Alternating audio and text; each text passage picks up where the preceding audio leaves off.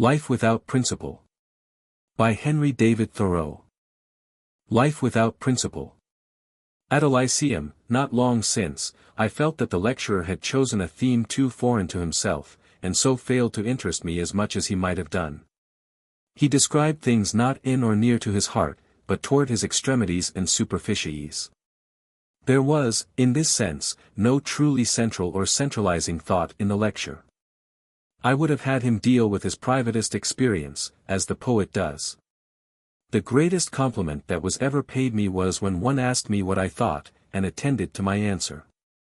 I am surprised, as well as delighted, when this happens. It is such a rare use he would make of me, as if he were acquainted with the tool. Commonly, if men want anything of me, it is only to know how many acres I make of their land, since I am a surveyor, or, at most, what trivial news I have burdened myself with. They never will go to law for my meat, they prefer the shell. A man once came a considerable distance to ask me to lecture on slavery, but on conversing with him, I found that he and his clique expected 7/8 of the lecture to be theirs, and only 1/8 mine, so I declined. I take it for granted, when I am invited to lecture anywhere, for I have had a little experience in that business, that there is a desire to hear what I think on some subject, though I may be the greatest fool in the country. And not that I should say pleasant things merely, or such as the audience will assent to. And I resolve, accordingly, that I will give them a strong dose of myself. They have sent for me, and engaged to pay for me, and I am determined that they shall have me, though I bore them beyond all precedent. So now I would say something similar to you, my readers. Since you are my readers, and I have not been much of a traveler, I will not talk about people 1,000 miles off, but come as near home as I can. As the time is short, I will leave out all the flattery, and retain all the criticism. Let us consider the way in which we spend our lives. This world is a place of business. What an infinite bustle! I am awaked almost every night by the panting of the locomotive. It interrupts my dreams. There is no Sabbath. It would be glorious to see mankind at leisure for once. It is nothing but work, work, work. I cannot easily buy a blank book to write thoughts in, they are commonly ruled for dollars and cents. An Irishman, seeing me making a minute in the fields, took it for granted that I was calculating my wages. If a man was tossed out of a window when an infant, and so made a cripple for life, or scared out of his wits by the Indians, it is regretted chiefly because he was thus incapacitated for business. I think that there is nothing, not even crime, more opposed to poetry, to philosophy, aye, to life itself, than this incessant business. There is a coarse and boisterous money-making fellow in the outskirts of our town, who is going to build a bank wall under the hill along the edge of his meadow. The powers have put this into his head to keep him out of mischief, and he wishes me to spend 3 weeks digging there with him. The result will be that he will perhaps get some more money to hoard, and leave for his heirs to spend foolishly. If I do this, most will commend me as an industrious and hard-working man, but if I choose to devote myself to certain labors which yield more real profit, though but little money, they may be inclined to look on me as an idler. Nevertheless, as I do not need the police of meaningless labor to regulate me, and do not see anything absolutely praiseworthy in this fellow's undertaking, any more than in many an enterprise of our own or foreign governments. However amusing it may be to him or them, I prefer to finish my education at a different school. If a man walk in the woods for love of them half of each day, he is in danger of being regarded as a loafer. But if he spends his whole day as a speculator, shearing off those woods and making earth bald before her time, he is esteemed an industrious and enterprising citizen. As if a town had no interest in its forests but to cut them down. Most men would feel insulted, if it were proposed to employ them in throwing stones over a wall, and then in throwing them back, merely that they might earn their wages. But many are no more worthily employed now. For instance, just after sunrise, one summer morning, I noticed one of my neighbors walking beside his team, which was slowly drawing a heavy hewn stone swung under the axle, surrounded by an atmosphere of industry, his day's work begun. His brow commenced to sweat, a reproach to all sluggards and idlers, pausing abreast the shoulders of his oxen, and half turning round with a flourish of his merciful whip, while they gained their length on him.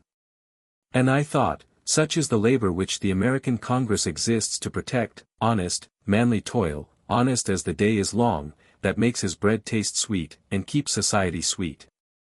Which all men respect and have consecrated, one of the sacred band, doing the needful, but irksome drudgery. Indeed, I felt a slight reproach, because I observed this from the window, and was not abroad and stirring about a similar business. The day went by, and at evening I passed the yard of another neighbor, who keeps many servants, and spends much money foolishly, while he adds nothing to the common stock. And there I saw the stone of the morning lying beside a whimsical structure intended to adorn this Lord Timothy Dexter's premises, and the dignity forthwith departed from the teamster's labor, in my eyes. In my opinion, the sun was made to light worthier toil than this.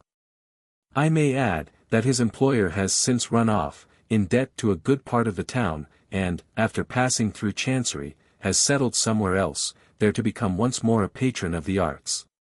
The ways by which you may get money almost without exception lead downward. To have done anything by which you earned money merely is to have been truly idle or worse. If the laborer gets no more than the wages which his employer pays him, he is cheated, he cheats himself. If you would get money as a writer or lecturer, you must be popular, which is to go down perpendicularly. Those services which the community will most readily pay for it is most disagreeable to render. You are paid for being something less than a man. The state does not commonly reward a genius any more wisely. Even the poet laureate would rather not have to celebrate the accidents of royalty. He must be bribed with a pipe of wine, and perhaps another poet is called away from his muse to gauge that very pipe. As for my own business, even that kind of surveying which I could do with most satisfaction my employers do not want. They would prefer that I should do my work coarsely and not too well, not well enough.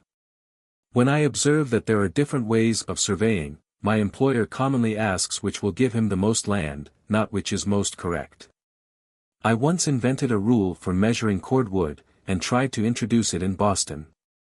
But the measurer there told me that the sellers did not wish to have their wood measured correctly, that he was already too accurate for them, and therefore they commonly got their wood measured in Charlestown before crossing the bridge. The aim of the laborer should be, not to get his living, to get a good job, but to perform well a certain work. And, even in a pecuniary sense, it would be economy for a town to pay its laborers so well that they would not feel that they were working for low ends, as for a livelihood merely, but for scientific, or even moral ends. Do not hire a man who does your work for money, but him who does it for love of it. It is remarkable that there are few men so well employed, so much to their minds, but that a little money or fame would commonly buy them off from their present pursuit. I see advertisements for active young men, as if activity were the whole of a young man's capital.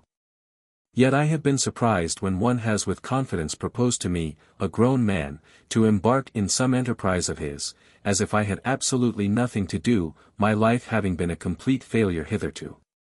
What a doubtful compliment this is to pay me! As if he had met me halfway across the ocean beating up against the wind, but bound nowhere, and proposed to me to go along with him. If I did, what do you think the underwriters would say? No, no. I am not without employment at this stage of the voyage. To tell the truth, I saw an advertisement for able-bodied seamen, when I was a boy, sauntering in my native port, and as soon as I came of age I embarked. The community has no bribe that will tempt a wise man. You may raise money enough to tunnel a mountain, but you cannot raise money enough to hire a man who is minding his own business. An efficient and valuable man does what he can, whether the community pay him for it or not.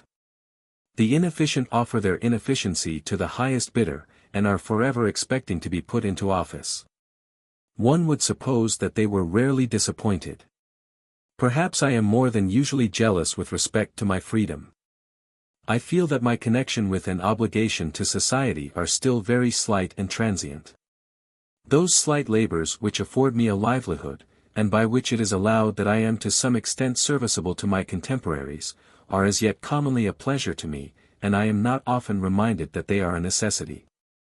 So far I am successful. But I foresee, that, if my wants should be much increased, the labor required to supply them would become a drudgery. If I should sell both my forenoons and afternoons to society, as most appear to do, I am sure, that, for me, there would be nothing left worth living for.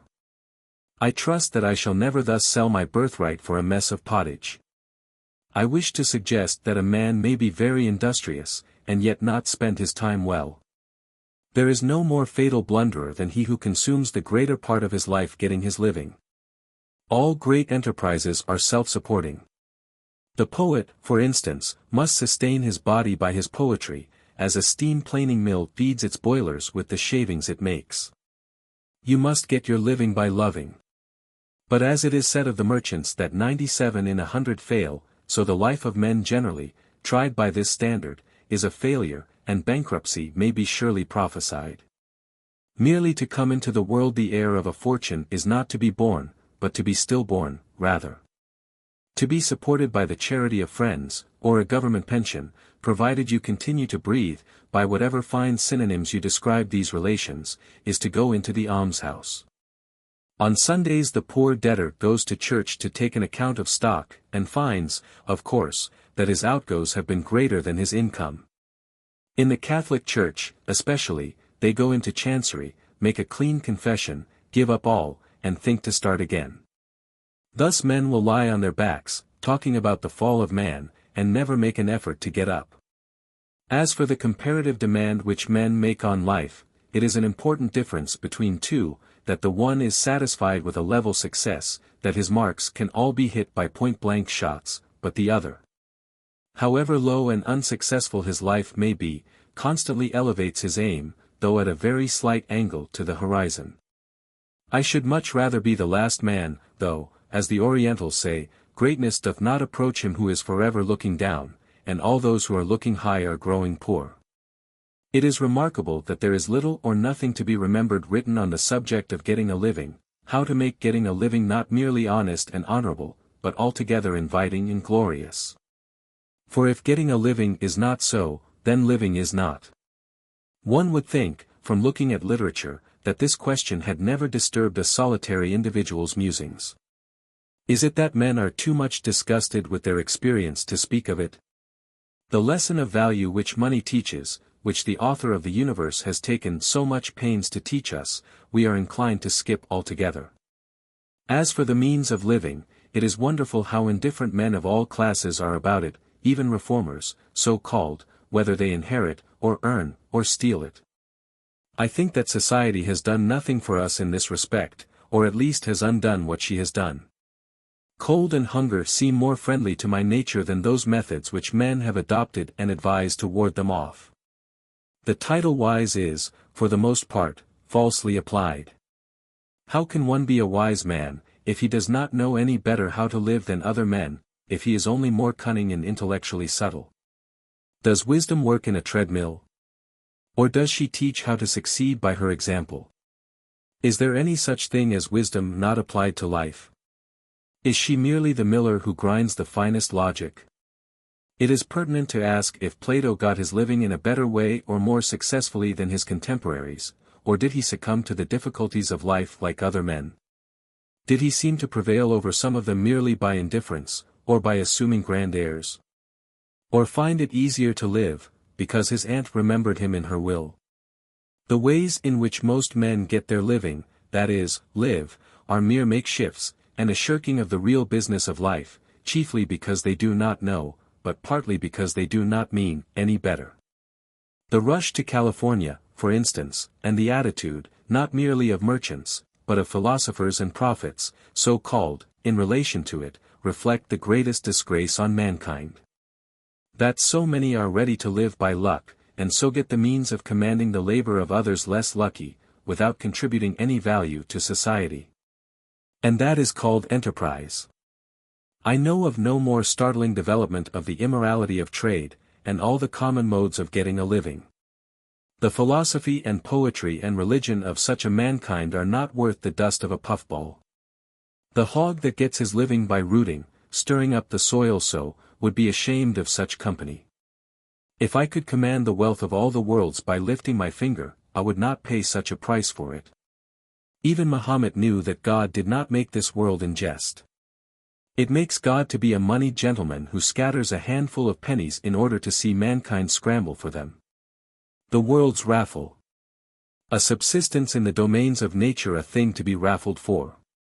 What a comment, what a satire on our institutions. The conclusion will be, that mankind will hang itself upon a tree. And have all the precepts in all the Bibles taught men only this?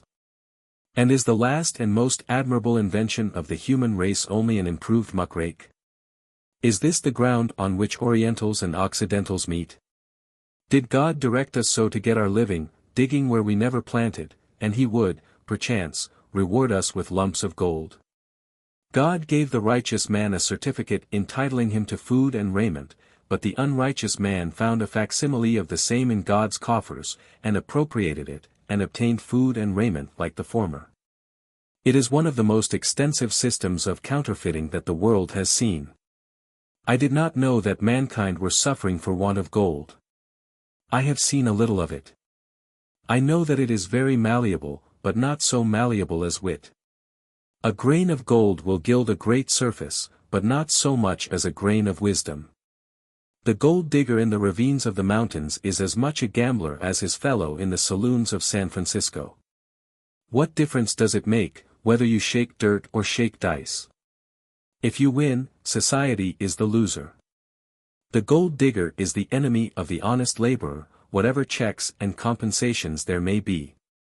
It is not enough to tell me that you worked hard to get your gold. So does the devil work hard. The way of transgressors may be hard in many respects. The humblest observer who goes to the mine sees and says that gold digging is of the character of a lottery. The gold thus obtained is not the same thing with the wages of honest toil. But, practically, he forgets what he has seen, for he has seen only the fact, not the principle, and goes into trade there, that is, buys a ticket in what commonly proves another lottery, where the fact is not so obvious. After reading Howitt's account of the Australian gold diggings one evening, I had in my mind's eye, all night, the numerous valleys, with their streams, all cut up with foul pits, from 10 to 100 feet deep, and half a dozen feet across. As close as they can be dug, and partly filled with water, the locality to which men furiously rush to probe for their fortunes, uncertain where they shall break ground, not knowing but the gold is under their camp itself. Sometimes digging 160 feet before they strike the vein, or then missing it by a foot, turned into demons, and regardless of each other's rights, in their thirst for riches, whole valleys, for 30 miles. Suddenly honeycombed by the pits of the miners, so that even hundreds are drowned in them, standing in water, and covered with mud and clay, they work night and day, dying of exposure and disease. Having read this, and partly forgotten it, I was thinking, accidentally, of my own unsatisfactory life, doing as others do. And with that vision of the digging still before me, I asked myself, why I might not be washing some gold daily, though it were only the finest particles, why I might not sink a shaft down to the gold within me, and work that mine. There is a Ballarat, a Bendigo for you, what though it were a sulky gully? At any rate, I might pursue some path, however solitary and narrow and crooked, in which I could walk with love and reverence. Wherever a man separates from the multitude, and goes his own way in this mood, there indeed is a fork in the road, though ordinary travelers may see only a gap in the paling. His solitary path across lots will turn out the higher way of the two. Men rush to California and Australia as if the true gold were to be found in that direction, but that is to go to the very opposite extreme to where it lies. They go prospecting farther and farther away from the true lead, and are most unfortunate when they think themselves most successful. Is not our native soil auriferous? Does not a stream from the Golden Mountains flow through our native valley? And has not this for more than geologic ages been bringing down the shining particles and forming the nuggets for us? Yet, strange to tell, if a digger steal away, prospecting for this true gold, into the unexplored solitudes around us, there is no danger that any will dog his steps, and endeavor to supplant him. He may claim and undermine the whole valley even, both the cultivated and the uncultivated portions, his whole life long in peace, for no one will ever dispute his claim. They will not mind his cradles or his toms. He is not confined to a claim 12 feet square, as at Ballarat, but may mine anywhere, and wash the whole wide world in his tom. How it says of the man who found the great nugget which weighed 28 pounds, at the Bendigo diggings in Australia, he soon began to drink. Got a horse, and rode all about, generally at full gallop, and, when he met people, called out to inquire if they knew who he was, and then kindly informed them that he was the bloody wretch that had found the nugget. At last he rode full speed against a tree, and nearly knocked his brains out. I think, however, there was no danger of that, for he had already knocked his brains out against the nugget. How it adds, he is a hopelessly ruined man. But he is a type of the class. They are all fast men. Here's some of the names of the places where they dig: Jackass Flat, Sheepshead Gully, Murderer's Bar, etc. Is there no satire in these names? Let them carry their ill-gotten wealth where they will, I am thinking it will still be Jackass Flat, if not Murderer's Bar, where they live. The last resource of our energy has been the robbing of graveyards on the Isthmus of Darien, an enterprise which appears to be but in its infancy. For, according to late accounts, an act has passed its second reading in the legislature of New Granada, regulating this kind of mining, and a correspondent of the Tribune writes, in the dry season, when the weather will permit of the country being properly prospected, no doubt other rich guacas, that is, graveyards, will be found. To emigrants he says, do not come before December, take the Isthmus route in preference to the Boca del Toro one, bring no useless baggage, and do not cumber yourself with a tent, but a good pair of blankets will be necessary.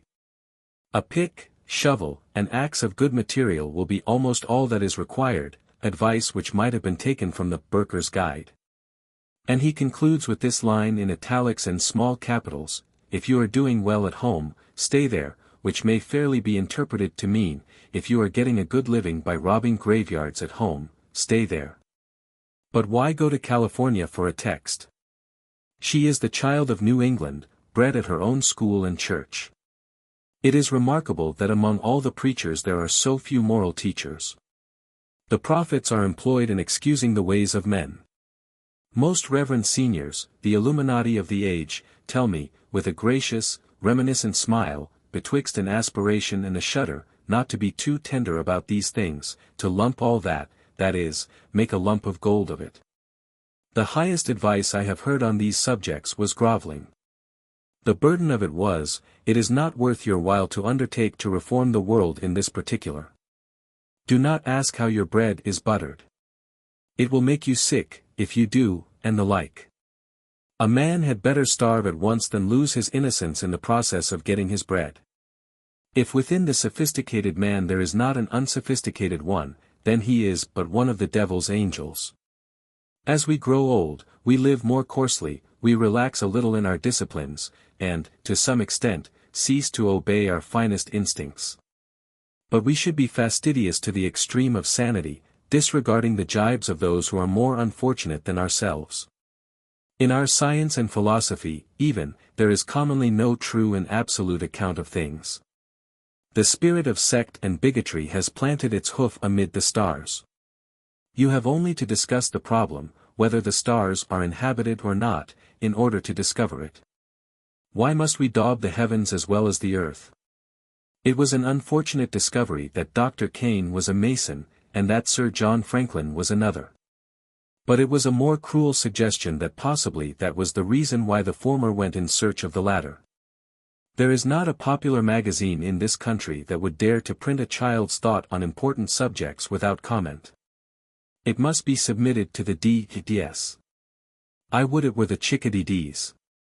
You come from attending the funeral of mankind to attend to a natural phenomenon. A little thought is sexton to all the world. I hardly know an intellectual man, even, who is so broad and truly liberal that you can think aloud in his society. Most with whom you endeavor to talk soon come to a stand against some institution in which they appear to hold stock, that is, some particular, not universal, way of viewing things. They will continually thrust their own low roof, with its narrow skylight, between you and the sky, when it is the unobstructed heavens you would view. Get out of the way with your cobwebs, wash your windows, I say. In some lyceums they tell me that they have voted to exclude the subject of religion. But how do I know what their religion is, and when I am near to or far from it? I have walked into such an arena and done my best to make a clean breast of what religion I have experienced, and the audience never suspected what I was about. The lecture was as harmless as moonshine to them.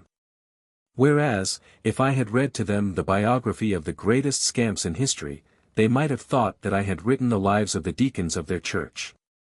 Ordinarily, the inquiry is, where did you come from? Or, where are you going? That was a more pertinent question which I overheard one of my auditors put to another once: what does he lecture for? It made me quake in my shoes. To speak impartially, the best men that I know are not serene, a world in themselves. For the most part, they dwell in forms, and flatter and study effect only more finely than the rest.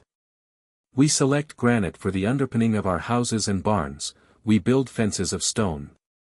But we do not ourselves rest on an underpinning of granitic truth, the lowest primitive rock. Our sills are rotten. What stuff is the man made of who is not coexistent in our thought with the purest and subtlest truth? I often accuse my finest acquaintances of an immense frivolity. For, while there are manners and compliments we do not meet, we do not teach one another the lessons of honesty and sincerity that the brutes do, or of steadiness and solidity that the rocks do. The fault is commonly mutual, however. For we do not habitually demand any more of each other. That excitement about Kossuth, consider how characteristic, but superficial, it was, only another kind of politics or dancing. Men were making speeches to him all over the country, but each expressed only the thought, or the want of thought, of the multitude. No man stood on truth. They were merely banded together, as usual, leaning on another, and all together on nothing. As the Hindus made the world rest on an elephant, the elephant on a tortoise, and the tortoise on a serpent, and had nothing to put under the serpent. For all fruit of that stir we have the Kossuth hat. Just so hollow and ineffectual, for the most part, is our ordinary conversation. Surface meets surface. When our life ceases to be inward and private, conversation degenerates into mere gossip. We rarely meet a man who can tell us any news which he has not read in a newspaper, or been told by his neighbor. And, for the most part, the only difference between us and our fellow is, that he has seen the newspaper, or been out to tea, and we have not. In proportion as our inward life fails, we go more constantly and desperately to the post office. You may depend on it, that the poor fellow who walks away with the greatest number of letters, proud of his extensive correspondence, has not heard from himself this long while. I do not know, but it is too much to read one newspaper a week.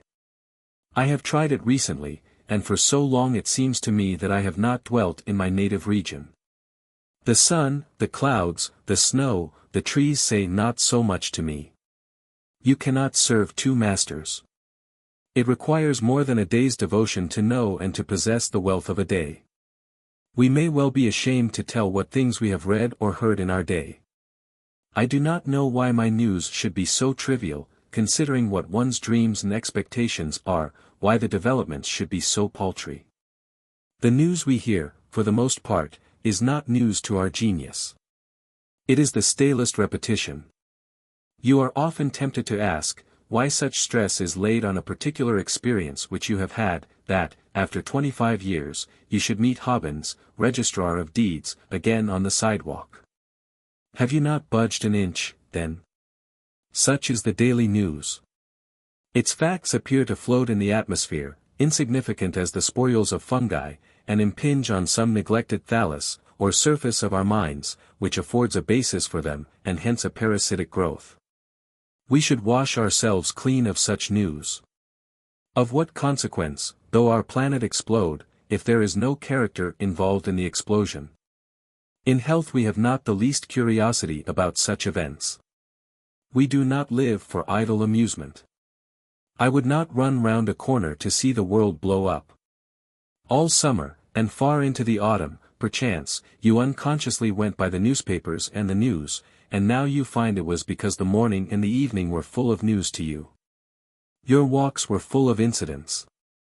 You attended, not to the affairs of Europe, but to your own affairs in Massachusetts fields. If you chance to live and move and have your being in that thin stratum in which the events that make the news transpire, thinner than the paper on which it is printed, then these things will fill the world for you. But if you soar above or dive below that plane, you cannot remember nor be reminded of them. Really, to see the sun rise or go down every day, so to relate ourselves to a universal fact, would preserve us sane forever. Nations. What are nations? Tartars, and Huns, and Chinamen. Like insects, they swarm. The historian strives in vain to make them memorable. It is for want of a man that there are so many men. It is individuals that populate the world.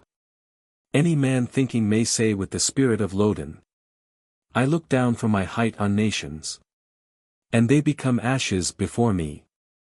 Calm is my dwelling in the clouds. Pleasant are the great fields of my rest. Pray, let us live without being drawn by dogs, Eskimo fashion, tearing over hill and dale, and biting each other's ears. Not without a slight shudder at the danger, I often perceive how near I had come to admitting into my mind the details of some trivial affair, the news of the street. And I am astonished to observe how willing men are to lumber their minds with such rubbish, to permit idle rumors and incidents of the most insignificant kind to intrude on ground which should be sacred to thought. Shall the mind be a public arena, where the affairs of the street and the gossip of the tea-table chiefly are discussed? Or shall it be a quarter of heaven itself, an hypothetical temple, consecrated to the service of the gods? I find it so difficult to dispose of the few facts which to me are significant, that I hesitate to burden my attention with those which are insignificant, which only a divine mind could illustrate. Such is, for the most part, the news in newspapers and conversation. It is important to preserve the mind's chastity in this respect. Think of admitting the details of a single case of the criminal court into our thoughts, to stalk profanely through their very sanctum sanctorum for an hour, for many hours. To make a very bar-room of the mind's inmost apartment, as if for so long the dust of the street had occupied us, the very street itself, with all its travel, its bustle, and filth had passed through our thoughts' shrine. Would it not be an intellectual and moral suicide? When I have been compelled to sit spectator and auditor in a courtroom for some hours, and have seen my neighbors, who were not compelled, stealing in from time to time, and tiptoeing about with washed hands and faces. It has appeared to my mind's eye, that, when they took off their hats, their ears suddenly expanded into vast hoppers for sound, between which even their narrow heads were crowded. Like the vanes of windmills, they caught the broad, but shallow stream of sound, which, after a few titillating gyrations in their coggy brains, passed out the other side. I wondered if, when they got home, they were as careful to wash their ears as before their hands and faces. It has seemed to me, at such a time, that the auditors and the witnesses, the jury and the counsel, the judge and the criminal at the bar, if I may presume him guilty before he is convicted, were all equally criminal. And a thunderbolt might be expected to descend and consume them all together. By all kinds of traps and signboards, threatening the extreme penalty of the divine law, exclude such trespassers from the only ground which can be sacred to you. It is so hard to forget what it is worse than useless to remember. If I am to be a thoroughfare, I prefer that it be of the mountain brooks, the Parnassian streams, and not the town sewers. There is inspiration, that gossip which comes to the ear of the attentive mind from the courts of heaven. There is the profane and stale revelation of the bar-room and the police court. The same ear is fitted to receive both communications. Only the character of the hearer determines to which it shall be open, and to which closed. I believe that the mind can be permanently profaned by the habit of attending to trivial things, so that all our thoughts shall be tinged with triviality. Our very intellect shall be macadamized, as it were, its foundation broken into fragments for the wheels of travel to roll over. And if you would know what will make the most durable pavement, surpassing rolled stones, spruce blocks, and asphaltum, you have only to look into some of our minds which have been subjected to this treatment so long. If we have thus desecrated ourselves, as who has not, the remedy will be by wariness and devotion to reconsecrate ourselves, and make once more a fane of the mind. We should treat our minds, that is, ourselves, as innocent and ingenuous children, whose guardians we are, and be careful what objects and what subjects we thrust on their attention. Read not the times. Read the eternities. Conventionalities are at length as bad as impurities. Even the facts of science may dust the mind by their dryness, unless they are in a sense effaced each morning, or rather rendered fertile by the dews of fresh and living truth. Knowledge does not come to us by details, but in flashes of light from heaven. Yes, every thought that passes through the mind helps to wear and tear it, and to deepen the ruts, which, as in the streets of Pompeii, evince how much it has been used. How many things there are concerning which we might well deliberate, whether we had better know them, had better let their peddling carts be driven, even at the slowest trot or walk. Over that bridge of glorious span by which we trust to pass at last from the farthest brink of time to the nearest shore of eternity. Have we no culture, no refinement, but skill only to live coarsely and serve the devil, to acquire a little worldly wealth, or fame, or liberty, and make a false show with it, as if we were all husk and shell, with no tender and living kernel to us? Shall our institutions be like those chestnut burrs which contain abortive nuts, perfect only to prick the fingers? America is said to be the arena on which the battle of freedom is to be fought. But surely it cannot be freedom in a merely political sense that is meant. Even if we grant that the American has freed himself from a political tyrant, he is still the slave of an economical and moral tyrant. Now that the Republic, the res publica, has been settled, it is time to look after the res privata, the private state, to see, as the Roman Senate charged its consuls, any quid res privata detrimendi capret. That the private state receive no detriment. Do we call this the land of the free? What is it to be free from King George and continue the slaves of King Prejudice? What is it to be born free and not to live free? What is the value of any political freedom, but as a means to moral freedom? Is it a freedom to be slaves, or a freedom to be free, of which we boast? We are a nation of politicians, concerned about the outmost defenses only of freedom. It is our children's children who may perchance be really free. We tax ourselves unjustly. There is a part of us which is not represented. It is taxation without representation. We quarter troops, we quarter fools and cattle of all sorts upon ourselves. We quarter our gross bodies on our poor souls, till the former eat up all the latter's substance. With respect to a true culture and manhood, we are essentially provincial still, not metropolitan, mere Jonathans. We are provincial, because we do not find at home our standards, because we do not worship truth, but the reflection of truth. Because we are warped and narrowed by an exclusive devotion to trade and commerce and manufactures and agriculture and the like, which are but means, and not the end. So is the English Parliament provincial. Mere country bumpkins, they betray themselves, when any more important question arises for them to settle, the Irish question, for instance, the English question why did I not say? Their natures are subdued to what they work in. Their good breeding respects only secondary objects. The finest manners in the world are awkwardness and fatuity, when contrasted with a finer intelligence. They appear but as the fashions of past days, mere courtliness, knee-buckles and small clothes, out of date. It is the vice, but not the excellence of manners, that they are continually being deserted by the character. They are cast-off clothes or shells, claiming the respect which belongs to the living creature.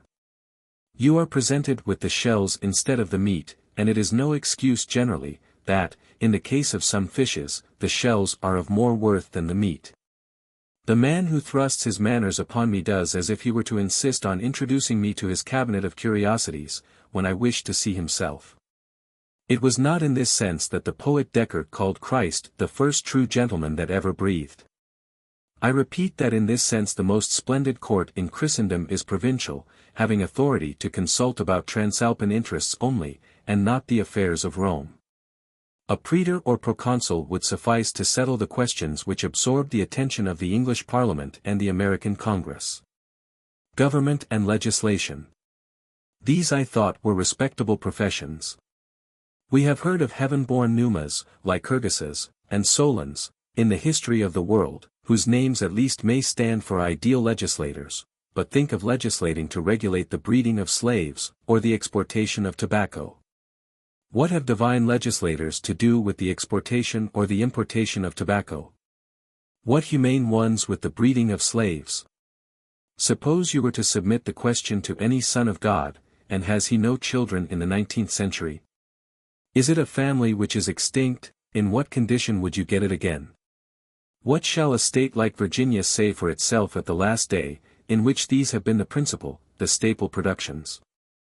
What ground is there for patriotism in such a state? I derive my facts from statistical tables which the states themselves have published. A commerce that whitens every sea in quest of nuts and raisins, and makes slaves of its sailors for this purpose. I saw, the other day, a vessel which had been wrecked, and many lives lost, and her cargo of rags, juniper berries, and bitter almonds were strewn along the shore. It seemed hardly worth the while to tempt the dangers of the sea between Leghorn and New York for the sake of a cargo of juniper berries and bitter almonds. America sending to the Old World for her bitters. Is not the sea brine, is not shipwreck, bitter enough to make the cup of life go down here? Yet such, to a great extent, is our boasted commerce.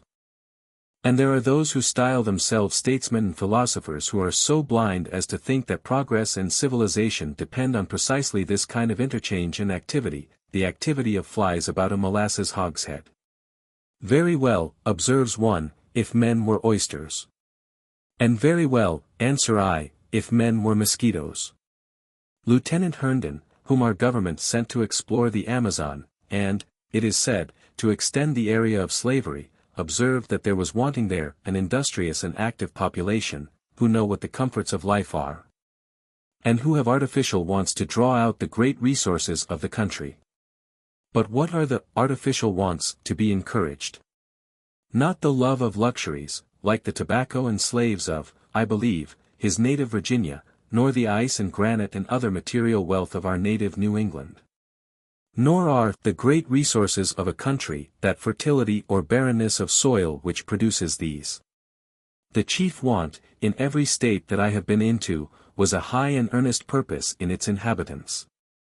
This alone draws out the great resources of nature, and at last taxes her beyond her resources, for man naturally dies out of her.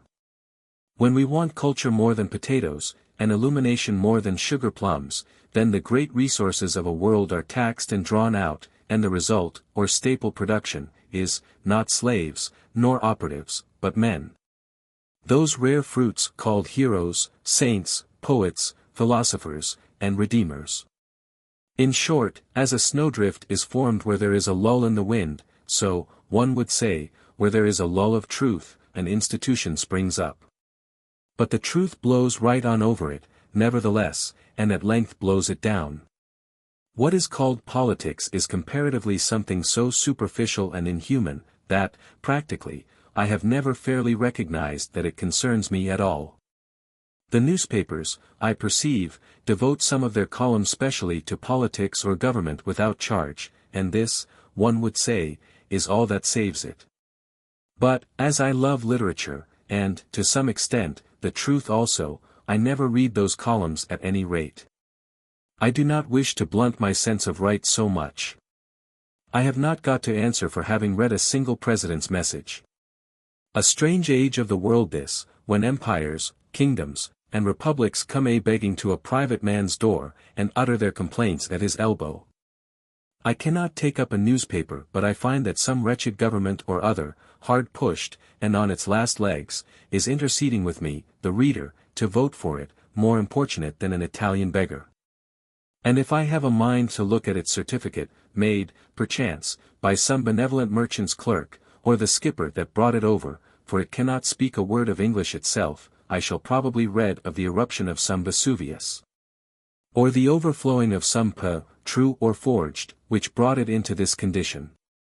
I do not hesitate, in such a case, to suggest work, or the almshouse, or why not keep its castle in silence, as I do commonly. The poor president, what with preserving his popularity in doing his duty, is completely bewildered. The newspapers are the ruling power. Any other government is reduced to a few Marines at Fort Independence. If a man neglects to read the Daily Times, government will go down on its knees to him, for this is the only treason in these days.